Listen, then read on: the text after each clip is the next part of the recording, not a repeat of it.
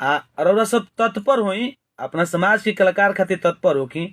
अगर एक ही चीज हम बार बार कहे नहीं कि हम वो घर से बिलोंग ना करती, अगर बढ़िया घर से रहती, हम बढ़िया परिवार से रहती, हम परिवार हालांकि हमारा अच्छा हो, बाकी हम वो घर से बिलोंग ना करें नहीं कि जो घर से मैंने 50 लाख 1 करोड़ के व्यवस्था होके, ठीक न। अगर जो दिने हम अपना ये चीज पर काबू हमारा हो जाए कि नहीं हमारा कि पैसा बा, तो देखा देव कि हम एगो पासवान के बेटा हई और तूफान हई। बस बसरते हम अपना कैरियर से लूज बानी, तो बस ओकर इहे व्यवस्था है। अगर ये हमारा पासे रही तो आज कोनो कसर ना छोड़े नहीं भैया, हम गायकी में, ठीक नु, कोनो कसर ना छोड़ी हम।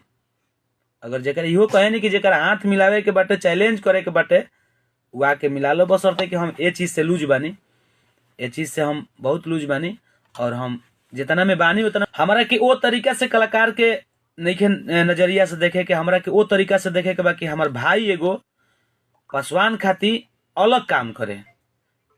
गाना तो सबको ही गावताटे, गाना तो हमहू गईले बानी, यहाँ तक ले लॉलीपॉप ऐसा गाना बाजेला हमारा समाज में। गीतकार सदाम देहाती जी, भैया प्रणाम बा। और भाई के भी लिखल गाना बहुत जल्द आ रहा बाटे। भाई हमको भी देख रहे हैं सिकंदराबाद से। आपको भैया जय हो।